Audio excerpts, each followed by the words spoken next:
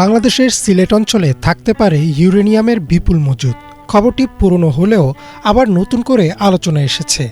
দাবি করা হচ্ছে ভারতের বাধায় এতদিনেও উত্তোলন সম্ভব হয়নি মূল্যবান এই খনিজ।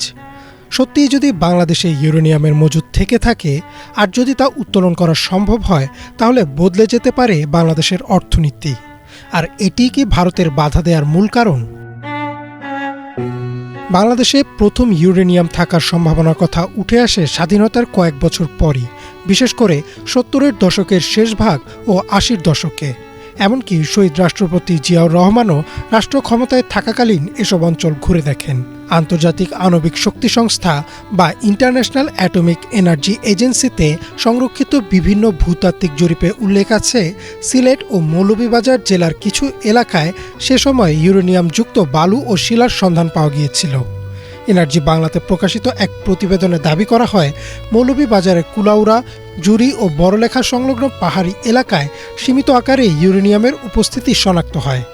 এছাড়াও ধারণা করা হয় সিলেট অঞ্চলের ভূগঠনের সঙ্গে ভারতের মেঘালয় রাজ্যের ইউরেনিয়াম বেল্টের মিল রয়েছে, যা এই সম্ভাবনাকে আরও জোরালো করে। ইউরেনিয়াম মূলত পারমাণবিক বিদ্যুৎ উৎপাদনের প্রধান জ্বালানি ও পারমাণবিক অস্ত্রের মূল উপাদান। অল্প পরিমাণ ইউরেনিয়াম থেকে যে বিপুল পরিমাণ বিদ্যুৎ উৎপাদন করা যায় তা তেল, গ্যাস বা কয়লার তুলনায় অনেক বেশি কার্যকর। বাংলাদেশও রূপপুর পারমাণবিক বিদ্যুৎ কেন্দ্রের জন্য ইতোমধ্যেই রাশিয়া থেকে ইউরেনিয়াম আমদানি শুরু করেছে, যা প্রমাণ করে এই খনিজ কতটা কৌশলগত গুরুত্ব বহন করে। তাই প্রশ্ন উঠেছে, ইউরেনিয়াম আবিষ্কারের দাবি পুরনো হলেও কেন এত বছরেও বাংলাদেশ এর আবিষ্কার বা সততা যাচাইয়ে পূর্ণ শক্তি নিয়োগ করেনি? এর পেছনে কয়েকটি কারণ থাকতে পারে বলে ধারণা করা হয়। প্রথমত, পর্যাপ্ত ও আধুনিক ভূতাত্ত্বিক জরিপের অভাব। দ্বিতীয়ত, ইউরেনিয়ামের উপস্থিতি সম্পর্কে নিশ্চিত হওয়া ও উত্তোলন প্রক্রিয়া অত্যন্ত ব্যয়বহুল ও ঝুঁকিপূর্ণ, যেখানে পরিবেশ ও জনস্বাস্থ্যের বিষয়টি বড় প্রশ্ন হয়ে দাঁড়ায়। তৃতীয়ত, আন্তর্জাতিক রাজনীতি। দক্ষিণ এশিয়ায় পারমাণবিক খনিজ উত্তোলন বরাবরই সংবেদনশীল ইস্যু। বিভিন্ন বিশ্লেষণের দাবি করা হয়েছে, ভারতের আপত্তিও এখানে একটি বড় কারণ হয়ে থাকতে পারে। বিভিন্ন সময় দাবি করা হয়, সীমান্তবর্তী অঞ্চলে ইউরেনিয়াম খনন হলে পরিবেশগত ঝুঁকি ও নিরাপত্তা ইস্যুতে ভারত উদ্বেগ প্রকাশ করেছিল।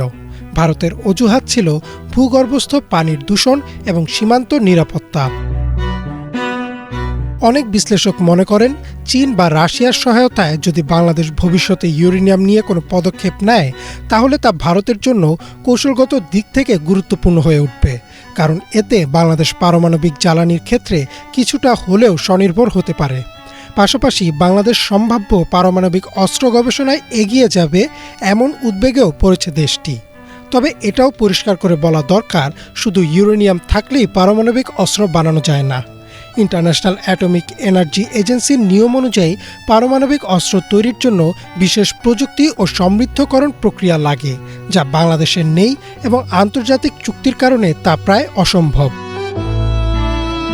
জ্বালানি বিশেষজ্ঞরা মনে করেন, যদি ভবিষ্যতে উন্নত প্রযুক্তি দিয়ে জরিপ করা হয় এবং অর্থনৈতিকভাবে লাভজনক মজুদ পাওয়া যায়, তাহলে বাংলাদেশ কম খরচে পারমাণবিক বিদ্যুৎ উৎপাদনের পথে যেতে পারে। এতে বিদ্যুৎ খাতে কয়লা বা গ্যাস নির্ভরতা কমবে এবং দীর্ঘমেয়াদে অর্থনীতি লাভবান হতে পারে। এমনকি অতিরিক্ত ইউরেনিয়াম আন্তর্জাতিক বাজারে রপ্তানি করতে পারলে বৈদেশিক মুদ্রা আয়ের সম্ভাব্য নতুন খাতও তৈরি হতে পারে। সিলেটে যদি সত্যি ইউরেনিয়াম থেকে থাকে, তাহলে সেটি এখনই বাংলাদেশের জন্য গেম চেঞ্জার নয়, তবে দেশের জ্বালানি নিরাপত্তা ও ভূ রাজনীতিতে এটি হয়ে উঠতে পারে একটি সম্ভাবনাময় অধ্যায়। ইমরান মাহমুদ, বাংলা ভিশন।